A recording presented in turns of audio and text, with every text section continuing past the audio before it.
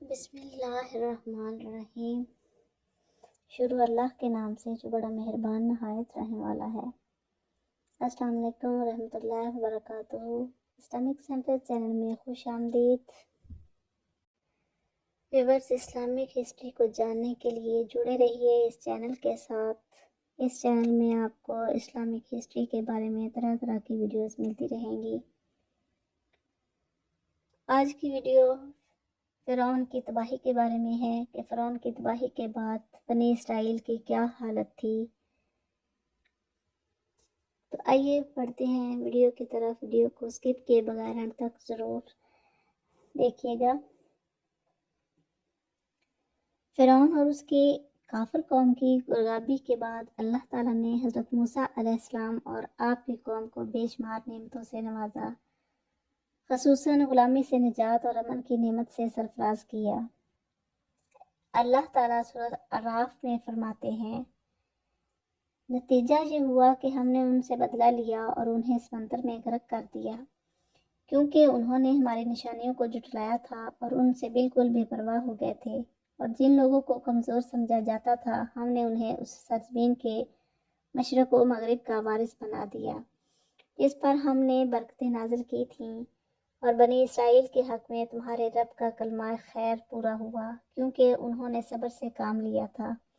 اور فرعون اور اس کی قوم جو کچھ بناتی چڑھاتی رہی تھی، اس سب کو ہم نے ملیا میٹ کر دیا، اور ہم نے بنی اسرائیل سے سمندر پار کروایا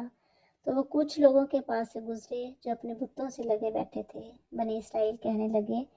اے موسیٰ، ہمارے لیے بھی کوئی ایسا ہی دیوتا بنا دو جیسے ان لوگوں کے پاس دیوتا ہیں۔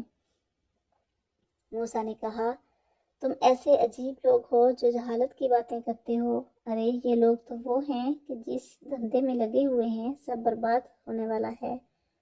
اور جو کچھ کرتے آ رہے ہیں سب باطل ہے۔ اور کہا کہ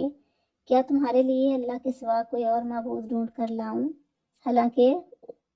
اسی نے تمہیں دنیا جہان کے سارے لوگوں پر فضیلت دے رکھی ہے۔ اور اللہ تعالیٰ فرماتا ہے کہ یاد کرو کہ ہم نے تمہیں فرعون کے لوگوں سے بچایا ہے جو تمہیں بدترین تکلیفیں پہنچاتے تھے، تمہارے بیٹوں کو قتل کر ڈالتے تھے اور تمہاری عورتوں کو زندہ چھوڑ دیتے تھے، اور اس میں تمہارے رب کی طرف سے بڑی آزمائش تھی۔ اللہ عز و جل فرعون اور اس کے لشکریوں کے غرق ہونے کے متعلق ذکر فرما رہے ہیں کہ ان کی جاؤ حشمت کو خاک میں ملایا اور ان کے جان و اموال کو تباہ و برباد کر دیا، اور پھر بنی اسرائیل کو ان کے تمام اموال اور املاک کا مالک بنا دیا، جیسے سورہ شعراء میں فرماتے ہیں، ہم نے ان کا بنی اسرائیل کو وارث بنایا۔ اور فرمایا سورۃ القصص میں اور پہلے کی آیتوں میں فرمایا، اور جو لوگ کمزور سمجھے جاتے تھے ان کو ہم نے زمین شام میں مشرق و مغرب کا وارث بنا دیا، جس میں ہم نے برکت رکھی، اور بنی اسرائیل کے متعلق ان کے صبر کی وجہ سے تیرے رب کا وعدہ پورا ہوا۔ اور فرعون اور اس کی قوم جو بناتے اور انگور کے باغ جو چھتریوں پر چڑھاتے تھے سب کو ہم نے تباہ کر دیا، یعنی ان تمام فرعونیوں کو نیست و نابود کر دیا اور ان کے دنیاوی عریض و طویل جاؤ حشمت کو ختم کر دیا، اور بادشاہ اور اس کے حاشیہ برتاروں اور امراء و وزراء وغیرہ سب کو ہلاک کر دیا، اور مصر شہر میں سوائے عام اور بے ضرر افراد کے کوئی باقی نہ بچا۔ اس زمانے میں مصر کی عورتوں نے مردوں پر تسلط و غلبہ پا لیا تھا، کیونکہ امراء اور بڑے لوگوں کی خواتین اپنے سے کمتر شہریوں سے شادی کرواتی تھیں، تو اس طرح ان عورتوں کو مردوں پر غلبہ رہتا تھا۔ اہل کتاب کے نزدیک ہے کہ بنی اسرائیل کو جب مصر سے نکلنے کا حکم ملا تو اللہ نے اس مہینے کو ان کے سال کا شروع قرار دے دیا، اور حکم دیا کہ سب گھر والے بکری کا ایک ایک بچہ راہ خدا میں بطور شکرانے کے ذبح کریں، اور اگر بکری کے بچے سے زیادہ کی وسعت ہو اور اس کی ضرورت نہ ہو تو بکری ذبح کریں، اور بڑوں کو بھی اس میں شریک کر لیں۔ پھر جب ذبح کریں تو اس کے خون کے چھینٹے اپنے دروازوں کے چوکھٹوں پر ماریں، تاکہ یہ ان کے گھروں کی علامت بن جائے، اور پھر اس کا گوشت پکا کر نہ کھائیں بلکہ بھون کر اس کا مغز اور پائے اوجڑی کھائیں، اور یہ کچھ بھی باقی نہ رکھیں، اور اس کی کوئی ہڈی بھی نہ توڑیں، اور گھروں سے باہر کچھ نہ لے جائیں، اور اس کی روٹی 7 دن پہلے تیار کی جائے اور پہلا دن محرم کی 14ویں تاریخ ہو اور یہ موسم ہرا کا زمانہ تھا۔ اور جب یہ بکری وغیرہ کھانا شروع کریں تو بیچ کے حصے کو اوپر کسی چیز سے باندھ دیں اور پاؤں نچلی طرف ہوں اور بکری کی دستی تمہارے ہاتھوں میں ہو، یعنی اوپری حصہ تمہارے ہاتھوں اور منہ کے مقابلے میں ہو، اور پھر کھڑے کھڑے جلدی سے کھائیں۔ بس جو شام کے کھانے سے بچ جائے اور اگلی صبح تک رہ جائے تو اس کو آگ میں جلا ڈالیں۔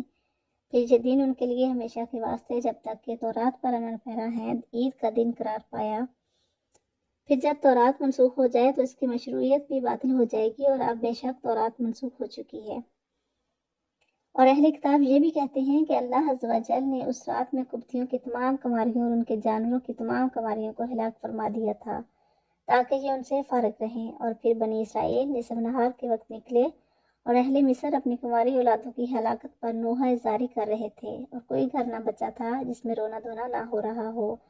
اور پھر حضرت موسیٰ علیہ السلام پر وحی آئی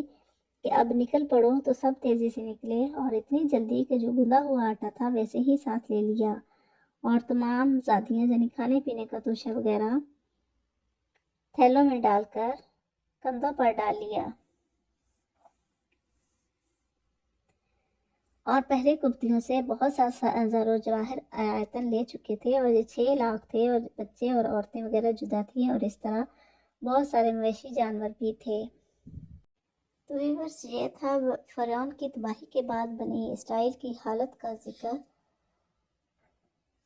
تو اس سے نیکسٹ ویڈیو میں آپ کو ملے گا مصر میں بنی اسرائیل کی مقیمیت کہ وہ وہاں پر کتنا عرصہ تک مقیم رہے۔ اگر یہ ویڈیو پسند آئے تو لائک اور شیئر ضرور کریں۔ چینل پر نئے ہیں تو چینل کی سپورٹ کے لیے اور اپنے علمی اضافے کے لیے اس کو سبسکرائب ضرور کریں، اور بیل آئیکن کو ضرور پریس کریں تاکہ ہر آنے والی ویڈیو کا نوٹیفیکیشن آپ کو سب سے پہلے پہنچ سکے۔ تو ملتے ہیں نیکسٹ ویڈیو میں، تب تک کے لیے اللہ حافظ۔